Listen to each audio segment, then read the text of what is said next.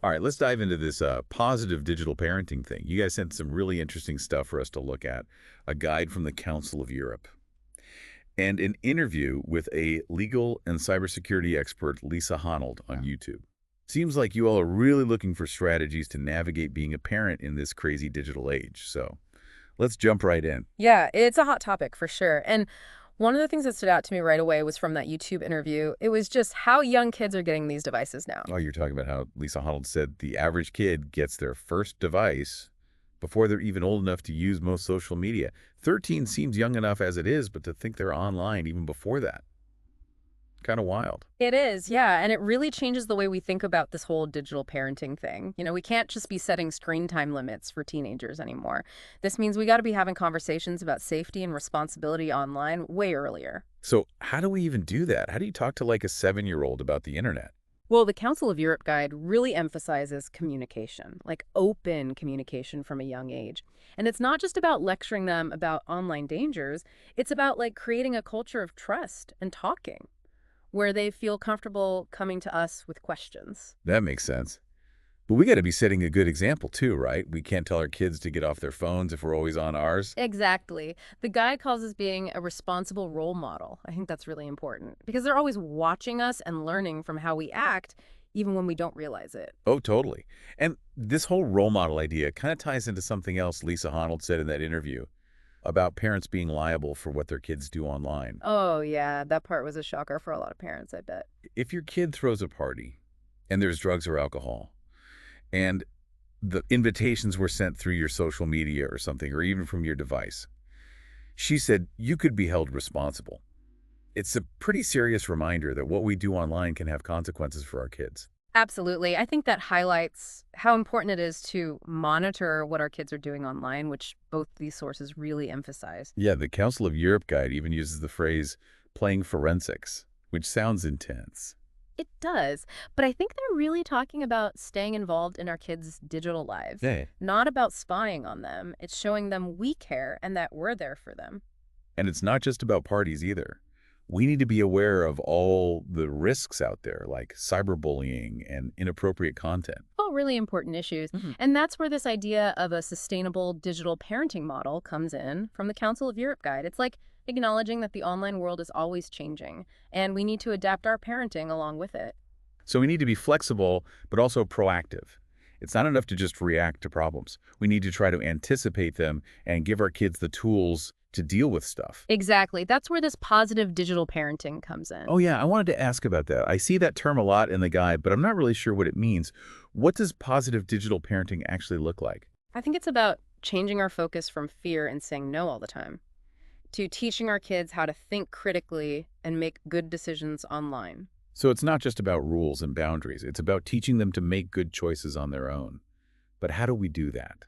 Well, both the guide and Lisa Honnold have some good suggestions, but the main idea seems to be building that communication and trust we were talking about earlier.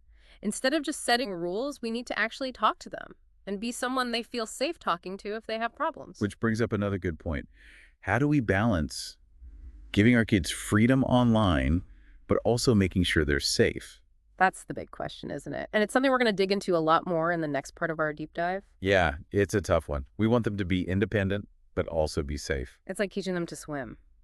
You want to let go of them, but you don't want them to drown. And both of these sources actually give us some ways to approach this.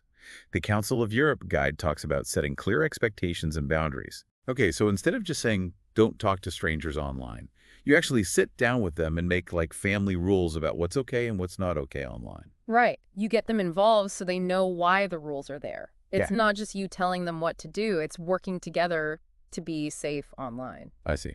And Lisa Honnold talks about this idea of digital mentoring, which I think is a really good way to think about parental monitoring. Yeah, it sounds a lot better. Instead of being the internet police, you're more like their guide in the digital world. So it's more about talking to them and being someone they can come to with questions than spying on them. Exactly. And how much you're involved in that digital mentoring will change as they get older. With little kids, you might be more hands-on, setting time limits and filtering what they see, maybe even having their passwords. But as they get older, you give them more freedom and privacy. That makes sense. It's like teaching them to ride a bike. First you hold on to them. Then you just run next to them. And eventually they're off on their own. It's a perfect analogy. And just like riding a bike takes practice, so does learning how to be safe online. They're going to make mistakes, but that's how they learn. And when they do mess up, that's when you have those important conversations with them Yeah. about online safety and making good choices. For sure. And that means not judging them when they come to you. Just listen to them and let them know you understand. It's not about punishing them. It's about helping them make better decisions next time. So it's about teaching them to be critical thinkers, Yeah, to question what they see online and not believe everything. exactly. We need to teach them to think critically online. And the best way to teach them that is by doing it ourselves right. Absolutely. If we want them to be responsible online, we need to be responsible too. They see how we act online. It's like that saying, do as I say, not as I do. That doesn't work with kids. Nope. You got to practice what you preach. This is all so complicated. It's not just about rules and screen time. It's about trusting communication and teaching our kids to be safe. But one thing I've been wondering is, where do we draw the line? When does monitoring your kids become too much? That's a great question. And we'll talk more about that in the last part of our deep dive. Yeah, it's hard to know where to draw that line. We want to respect their privacy, but we also want to keep them safe.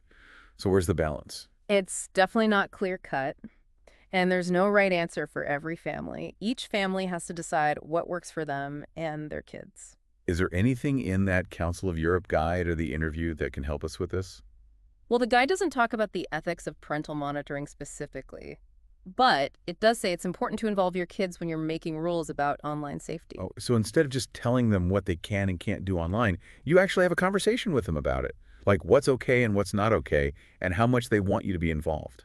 Exactly. It's more like you're working together instead of you just bossing them around. And that can really help build trust. I like that. It makes it easier on the parents, too. Because you're not just deciding everything yourself, you're getting their input. Right. And it helps them feel like they have some control over what they do online. Now, Lisa Honnold also talked about how what you do changes as your kids get older. So maybe with younger kids, more monitoring is okay. But as they grow up, you start giving them more freedom. Yeah, exactly. And that doesn't mean you're being unfair. It just means you understand that what a 10-year-old needs is different from what a teenager needs. Like that bike example. First, you're holding onto the seat. Then you're running next to them. And then eventually they're riding off on their own. Exactly. And just like riding a bike takes practice, so does being safe online. And when they do make mistakes, that's when you can talk to them about what happened and why it's important to be careful. Definitely. It's all about teaching them how to make good decisions and learn from their mistakes. So maybe there's not one right answer about how much to monitor your kids. It's more about talking to them and adjusting what you do as they get older. I think so. This whole digital parenting thing is always changing. We're all learning as we go. Well, this has been a really great conversation. We talked about a lot, from open communication and being a good role model to how much you should be involved in your kids' online lives. And I hope our listener feels a bit more prepared to raise kids in this digital world. Absolutely. Just remember, you don't have to figure this all out on your own. Talk to your kids, do your care. Stay informed and don't be afraid to ask for help if you need it. And most importantly, remember that even though the internet can be overwhelming, the most important connection you can make online is with your own family. Thanks for joining us on this deep dive. We'll see you next time.